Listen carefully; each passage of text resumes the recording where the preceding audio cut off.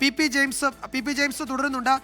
P James, ഇവിടെ ഇപ്പോൾ ആയത്തുള്ള ഖമൈനി അദ്ദേഹവും കുടുംബാംഗങ്ങളും ബങ്കറിലേക്ക് മാറി എന്ന് പറയുന്നു. നമുക്കറിയാം അവിടുത്തെ ഒരു നിര ലീഡർഷിപ്പിനെയും ആദ്യ ദിവസത്തെ ആക്രമണത്തിൽ തന്നെ ഇസ്രായേൽ ഇല്ലാതാക്കിയിരുന്നു. അവിടുത്തെ ആണവശാസ്ത്രജ്ഞര്, സൈനിക മേഖലയിലുള്ള ഉന്നതര്, അതുപോലെ തന്നെ ഈ പ്രതിരോധ മേഖലയിലാണെങ്കിൽ അമേരിക്കയുമായി ചർച്ച നടത്തിയ ഷംഘാലി ഉൾപ്പെടെയുള്ള പ്രധാനപ്പെട്ട സ്റ്റേറ്റ്സ്മാൻ എന്ന നിലയിൽ പ്രവർത്തിക്കുന്ന നേതാക്കളെയൊക്കെ ഇല്ലാതാക്കിയിരുന്നു.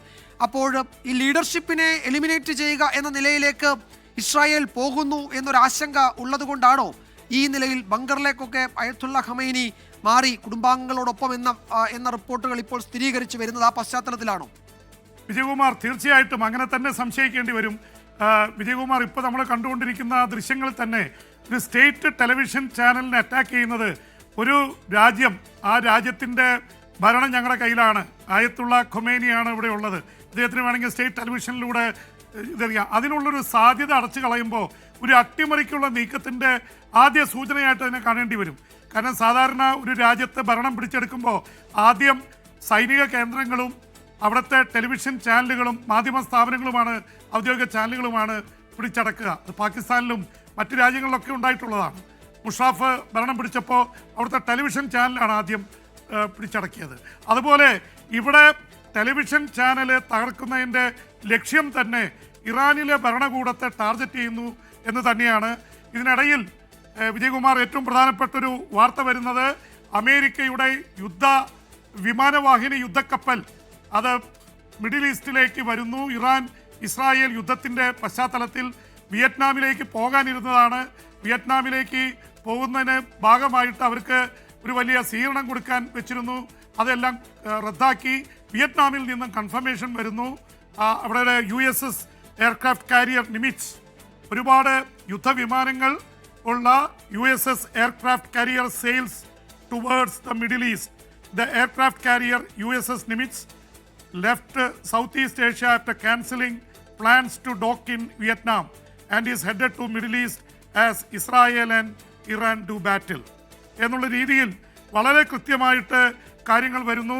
അവിടെ USS വിൻസെന്റ് കാൾസൺ എന്ന വിമാനവാഹിനി യുദ്ധക്കപ്പലുണ്ട്. സാധാരണ സമാധാന സമയത്താണെങ്കിൽ ഒരു യുദ്ധവാഹിനി അല്ലെങ്കിൽ വിമാനവാഹിനി യുദ്ധക്കപ്പലുണ്ടെങ്കിൽ മറ്റു കപ്പൽ വേറെ സ്ഥലങ്ങളിലാണ് പോകുന്നത്. ഇപ്പോൾ 2 വിമാനവാഹിനി യുദ്ധക്കപ്പലാണ് അമേരിക്കയുടെ, ഇസ്രായേലിൻ്റെ, ഇറാൻ്റെയും ഭാഗത്തേക്ക് വരുന്നത്.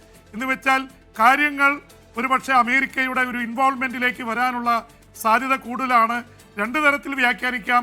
ഒന്ന്, അമേരിക്കയുടെ വ്യോമത്താവളങ്ങളും സേനാത്താവളങ്ങളും ഉണ്ട്, അതിനു നേരെ ഇറാൻ്റെ ആക്രമണം വന്നേക്കാം, അത് തടയാനുള്ള നീക്കത്തിൻ്റെ ഭാഗമാണെന്ന് വ്യാഖ്യാനിക്കാം. അല്ലാത്ത പക്ഷം ഇത് വളരെ ഒരു സുവർണാവസരമാണ്. അവിടുത്തെ സൈനിക തലവന്മാരെ മുഴുവൻ വധിച്ചിരിക്കുന്നു. ആണവശാസ്ത്രജ്ഞന്മാർ 15 പേരെ വധിച്ചിരിക്കുന്നു. ആണവായുധം യഥാർത്ഥത്തിൽ ഉണ്ടാക്കാൻ കഴിഞ്ഞിട്ടില്ല. ഇനിയുള്ളത് ഭരണകൂടത്തിൻ്റെ തലപ്പത്ത് 2 പേരാണ്.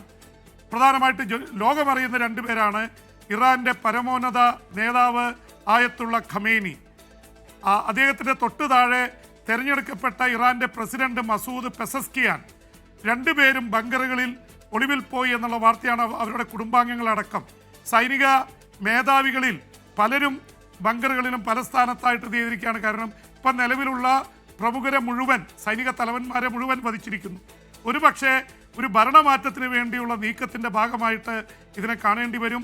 ഒരുപക്ഷെ ഒരുപാട് ആക്രമണങ്ങൾ നടത്തി ടെഹ്റാനിൽ നിന്ന് ആൾക്കാർ ഒഴിഞ്ഞു പോയാൽ ഒരുപക്ഷെ ഇസ്രായേലിൻ്റെ സൈന്യം നേരിട്ട് ഭരണം പിടിക്കുന്ന തരത്തിലേക്ക് അവിടുത്തെ പ്രതിപക്ഷത്തെയും ഒപ്പോസിഷൻ പ്രക്ഷോഭകരെയും ഇളക്കിവിടുന്ന നീക്കങ്ങൾ നടത്തിയിട്ടുണ്ടെന്നാണ് അറിയുന്നത്.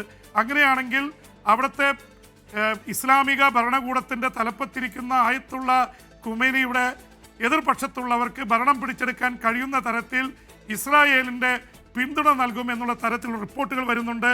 ഇപ്പോൾ അന്താരാഷ്ട്ര മാധ്യമങ്ങളിൽ വരുന്ന ഒരു റിപ്പോർട്ട് അവിടുത്തെ ഇസ്രായേലി പ്രധാനമന്ത്രി ബെഞ്ചമിൻ നെതന്യാഹുവിനെ വോട്ട് ചെയ്തുകൊണ്ടാണ്.